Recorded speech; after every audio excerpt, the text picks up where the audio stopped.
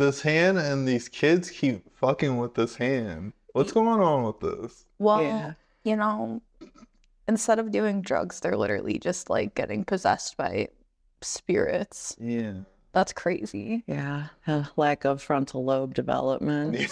Definitely showing here.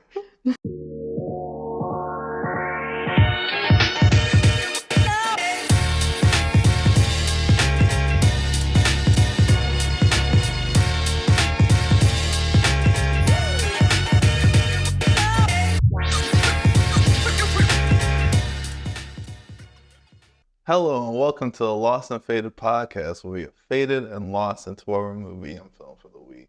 This week, Talk to Me with me, Byron, and Lexi and Colleen. Hi. Welcome. I'm already pretty high, I'm gonna be honest. I'm pretty lit. But, fuck. What? This hand and these kids keep fucking with this hand. What's going on with this? Well, you know, instead of doing drugs, they're literally just like getting possessed by spirits. Yeah. That's crazy. Yeah, a lack of frontal lobe development. Definitely showing here. Teen drinking. Just getting possessed, just saying random ass shit, and they're just laughing at it. Yeah, I did like the storyline of this though. My problem with a lot of current horror movies is they have kind of like this corny storyline.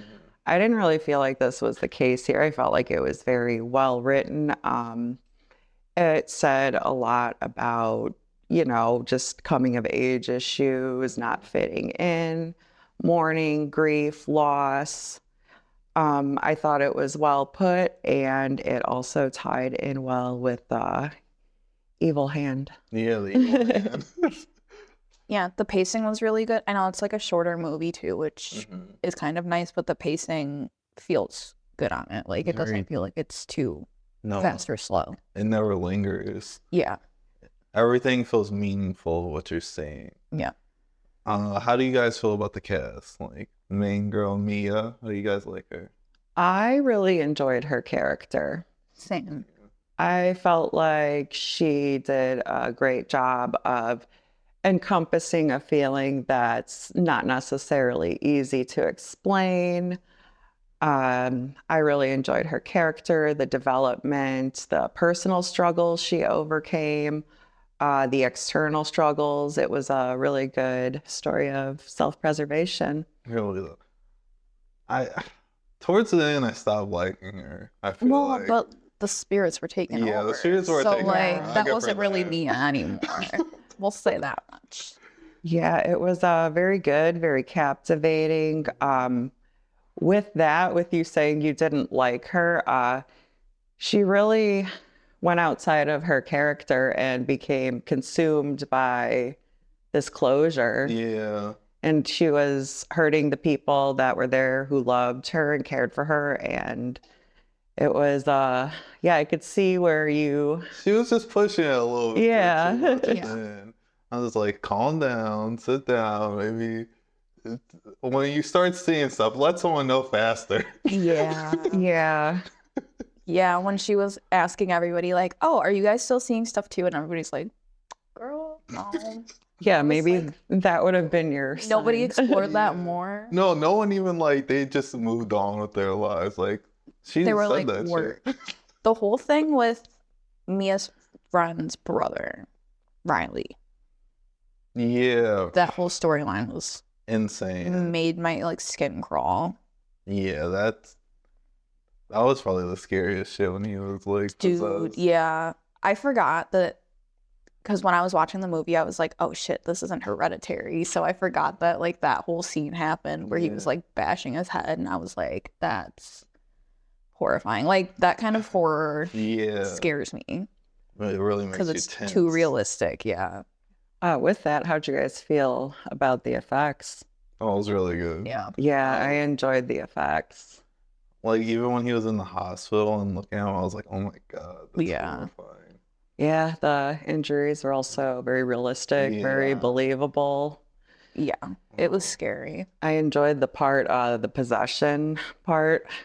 They did a great job with that, the changing. Yeah. They did. Did you like the different like ghosts? Like the bloated girl? I did. I really liked that too. They did a great job with the ghosts as well. It felt like they all had their own story, and it was interesting seeing all the different ones. Yeah. Yeah, a lot of character development, a lot of thought put into it. Very well written. Yeah. How do you feel about the best friend, Jade?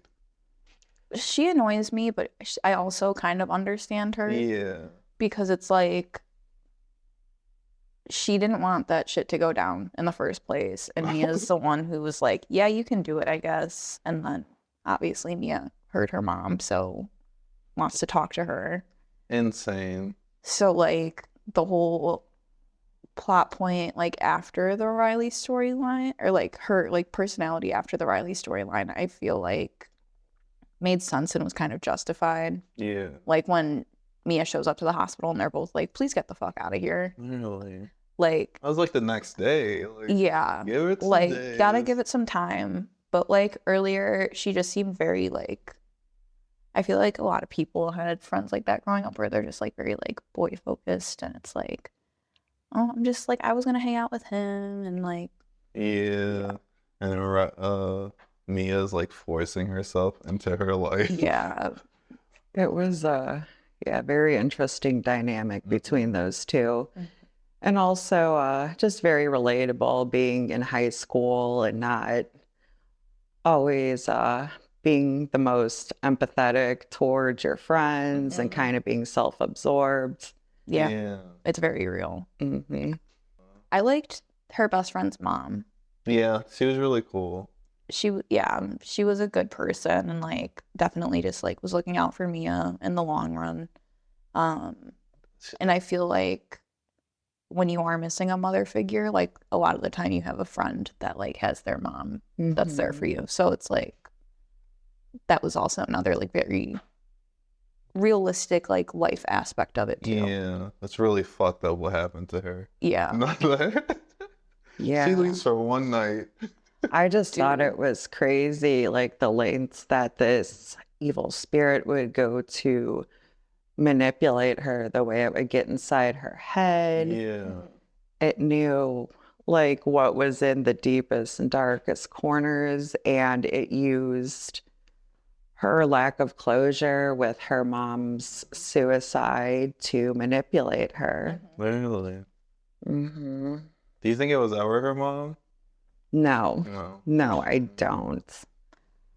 Because the mom was encouraging her to like Kill Riley. Yeah. essentially, and she's like, and then it'll be over. But like if they always said if he dies then they win, like Yeah. so it's like why would you want to like quicken that? Yeah, that ghost was getting to her. So yeah, it was definitely that mixed with like the grief of losing her mother and like, And the fact that she trusted the ghost over her dad is crazy too. dude, that scene where she stabs her dad in the neck because she thought there was like the ghost on top of her still.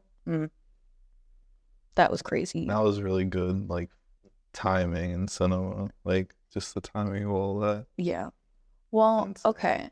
And the mom didn't really mean to commit suicide, right?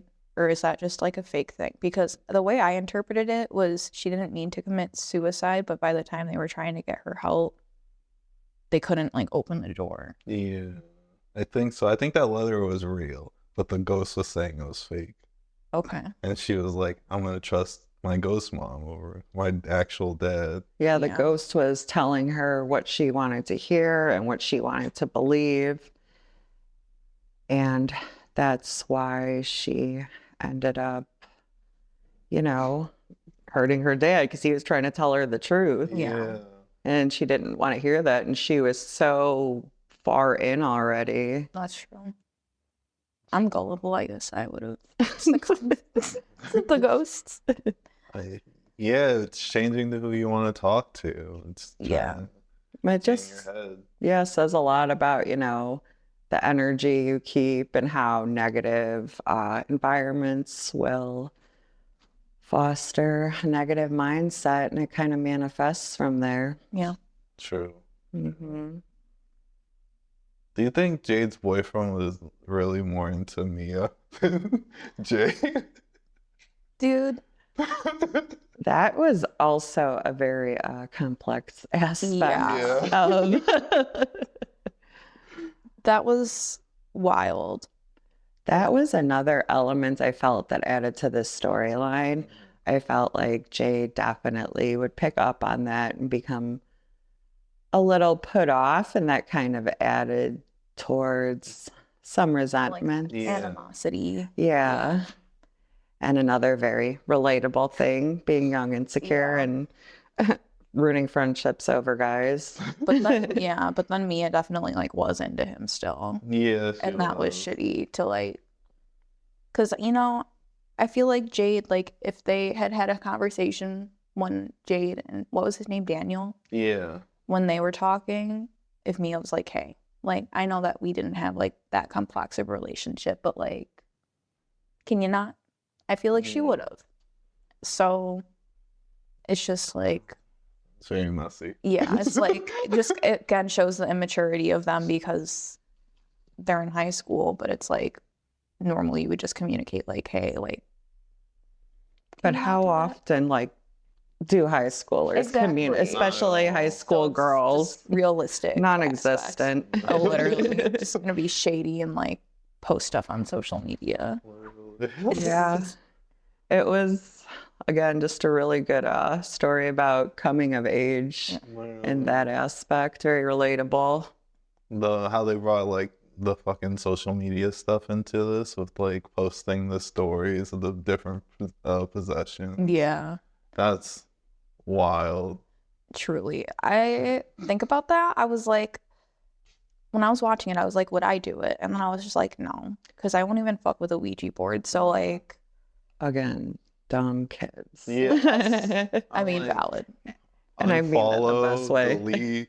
I'm Yeah, I'd be like, I energy. rebuke that. I do not want that near me. That's also just a reflection of what we see in our current society with social media. Sure. People pulling out their phones. Everyone's gonna pull. Absolutely, you took the words right out of my mouth. We would rather just pull out our phones and record instead of intervening or helping. And yeah, it says a lot.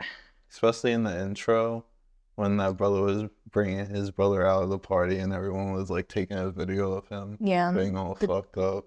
The brother was trying to get everybody to put their phones away.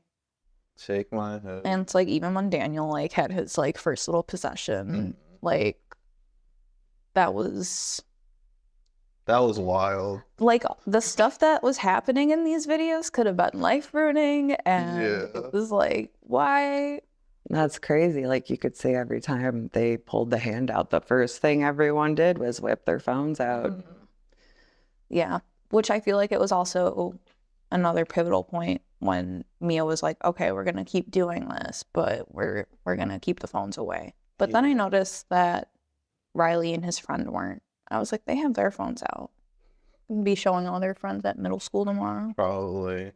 That's probably why Riley really wanted to do it. Well, and he wanted to like prove to his friend too that he was like tough, because remember, he wouldn't smoke the cigarette, and that was like setting up the plot point. True. Yeah, a lot of building up too. Like you can tell, like from Mia's first experience with the hand, how willing she was to do it just to fit in. No, And that kind of, preludes to the weakness, I guess, of her character initially. Yeah. Wanting attention. Yeah, and how that was very easy for a spirit to latch on to. Yep. She was just talking to it by herself. And like, well, that, but like also spirit can like overtake you and then like starts kind of like how we were saying, like becoming you more than you're becoming you. Yeah, the bad energy manifesting, consuming. It kind of reminded me of like Smile. If you I haven't seen it, but I know the premise. I have. That whole same kind of possession, lose like your sense of self, Mm-hmm. and you're just losing your mind. That especially that last like 30 minutes of this movie, I was like, what is going on? It's Yeah. like action-packed last like 25 minutes because I remember I went to check how much time was left and I was like, oh, it's almost over. Mm. Definitely had me sweating. Yeah. Felt like I was watching Cops. You see her wheeling him up the hill. I was like, oh no. So much anxiety. Well, and then like obviously you kind of figure out she's dead after she gets hit by the car. Yeah. But it's also like her realizing that she's dead.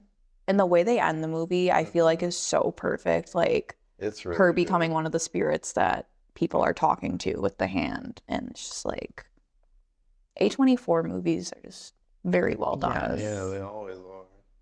Especially their horror. Yeah, because not only do they have great visuals, effects, they have great storylines. They make you think. Yeah. They don't just take a concept and put it there. They tweak it and kind of leave it up to the viewers' personal thoughts and perspectives. Yeah. It leaves stuff up for interpretation, but Really? like also doesn't in some parts too. So like it's good. And they really make you care for the characters, I feel like. Yeah. There's no just characters just to be bullshit characters. Yeah. Like even the friends who introduced them to the hand, they were actual characters and they didn't just become like background stuff. Exactly. I also like how that dude just handed off the hand to her and he was like, okay, I'm done with that. Literally. I'm good. Thank you. Again, shouldn't this be a sign? True. They definitely should have burned that hand as soon as they got it. That's what I'm wondering. I'm like, how did it end up in Greece? Like, who sold it on the black market? Yeah. Because Mia's dead. I mean, yeah, the thing. They sold it to pay Riley's medical bills. That was hilarious. Just that they kidding. did. It's Australia. They don't need to do that. No. Yeah. I also love a good Australian movie. Mhm. Love a good foreign film. No. I can't. I love a good Australian movie too. It was good. It was good. So what did you like about the movie?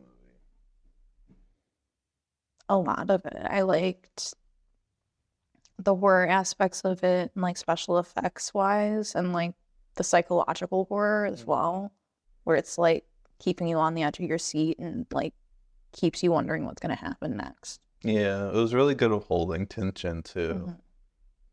I really liked, again, as I said, the relativeness to grief and loss. Yeah, I found that element really interesting, especially with school. I have made a little list I compiled of grief and mourning movies, and that's definitely on my list. Yeah. I felt like it cool. had a really good message, a lot of good points about overcoming hardships and personal struggles, especially when you feel alone, don't feel like you have support. Yeah. Yeah, and also sometimes it's hard to not recognize your support system. So, good message about Yeah. being grateful and Great. accepting help. Yeah. Really I great agree. story. I feel like the pacing was amazing. We talked about that. Yeah. The cinematography in general was really good. All the shots were very beautiful. It was never too dark either.